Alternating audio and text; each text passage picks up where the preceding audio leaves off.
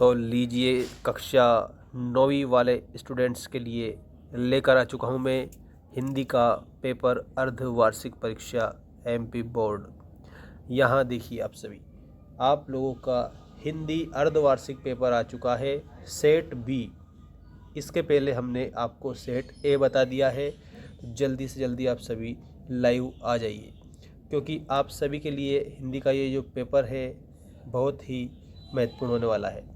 और सभी को एक और जानकारी मैं दे देता हूँ तुरंत, हमारा जो ऐप है उस ऐप को भी आप डाउनलोड करिए, मेंस एजुकेशन। वहाँ पर भी आप लोगों के लिए हमने नोट्स उपलब्ध करवा रखे हैं। चलिए स्टार्ट करते हैं बिना देर किए पहले क्वेश्चन से। देखिए यहाँ पर आपका पहला प्रश्न जो है वो इस प्रकार है, कक्षा 9वीं वाले स्टूडेंट्स जल्दी से ध्यान देंगे। पहला प्रश्न है आपका, सही विकल्प चुनकर लिखिए। जूते किसके फटे थे? तो यहाँ पर प्रेमचंद के जूते फटे थे। इस ऑप्शन को आप करेक्ट याद रखेंगे, प्रेमचंद के जूते फटे थे। समास के भेद होते हैं, तो समास के कितने भेद होते हैं? तो समास के 6 भेद होते हैं, ऐसा आप याद रखेंगे। अगला प्रश्न देखिए आप सभी का, महादेव वर्मा की एक रचना है, तो यहाँ पर इन रचनाओं में जो यामा दी गई है ये महादेव वर्मा की रचना आप लिख कर आएंगे। अलंकार कितने प्रकार के होते हैं? तो यहाँ पर आपको बताना है 3 प्रकार के होते हैं। एक भारतीय आत्मा के नाम से जाने जाते हैं, कौन जाने जाते हैं? तो माखन लाल चतुर्वेदी वाला ऑप्शन करेक्ट करेंगे आप सभी। ये एक भारतीय आत्मा कहलाते हैं। आँखों का तारा होना, आँखों का तारा होना इसका अर्थ होता है बहुत प्यारा होना, ठीक है, बहुत प्यारा होना इसका अर्थ होता है आँखों का तारा का, ठीक है। अब आ चुका है आपका अगला प्रश्न है, रिक्त स्थान। दावानल का अर्थ है, तो दावानल का अर्थ होता है जंगल में लगी आग। 2 शब्दों के मेल से होने वाले परिवर्तन को कहते हैं, तो शब्दों के मेल से होगा तो वो समास कहलाएगा। हवा का पर्यायवाची, हवा का पर्यायवाची पूछा है तो वो हो जाएगा पवन। शांत रस का स्थायी भाव, तो शांत रस का स्थायी भाव क्या होता है? निर्वेद होता है, ठीक है। और इसके बाद केदी और कोकिला के लेखक है, तो माखन लाल चतुर्वेदी, माखन लाल चतुर्वेदी केदी और कोकिला के लेखक है। बाढ़ का पानी शहर में बजे घुसा था, तो यहाँ पर आपको याद रखना है आपका ऑप्शन। इसके बाद देखिएगा, सही जोड़ी बनाइए, ठीक है। यहाँ पर लिखा है मेरे संग की औरत है, इसके आगे मृदुला गर्ग आप लोगों को याद रखना है।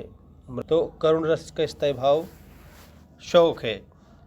अनेक अंक, तो अनेक अंक किस में होते हैं? तो यहाँ पर आप लोगों को नाटक में अनेक अंक होते हैं। रीढ़ की हड्डी, तो ये रीढ़ की हड्डी जो है जगदीश चंद्र माथुर इस जल प्रलय में, तो ये आपका यहाँ पर जो दिया गया है फणीश्वरनाथ रेणु ने लिखा है ये, ठीक है। तो यहाँ संस्मरण से आप मिलाएंगे। सलीम अली ये पक्षी वैज्ञानिक थे, सलीम अली पक्षी वैज्ञानिक थे, ऐसे आपको याद रखना है। अब देखिए आपका क्वेश्चन नंबर 4। क्वेश्चन नंबर 4 में आपको क्या दिया है? सत्य असत्य लिखिए। लेखिका ने कटोरा गांधी जी को दिखाया था, तो ये सत्य है। छंद 2 प्रकार के होते हैं, ये भी आपका सत्य है। वीर रस का स्थायी भाव उत्साह है, ये भी आपका सही है। ग्राम श्री पाठ सुमित्रानंदन पंत ने लिखा है, ये भी आपका सही हो जाएगा। कविता में कवि कोयल से बात कर रहा है, तो ये आपका सही है। कबीर एक समाज सुधारक थे, ये भी आपका सत्य हो जाएगा। ये सारे सत्य है आप लोगों के, ठीक है।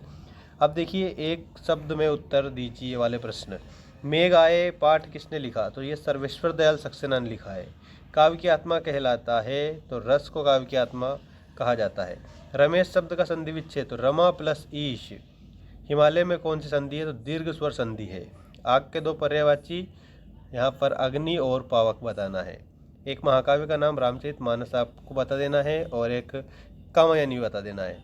बाकी आप लोगों के ये प्रश्न हैं, इन प्रश्नों को आप याद करेंगे। देखिए छठा प्रश्न आपको दिया गया है, लता ने बादल रूपी मेहमान को किस तरह देखा और क्यों, ठीक है। और बाकी ये आप लोगों को ऐसा कैसे ही पेपर कंप्लीट करके आना है पूरा का पूरा, और एक भी क्वेश्चन को आप छोड़ेंगे नहीं। हमारे चैनल को भी सब्सक्राइब कर लेना ताकि आपको सारी अपडेट मिलती रहे।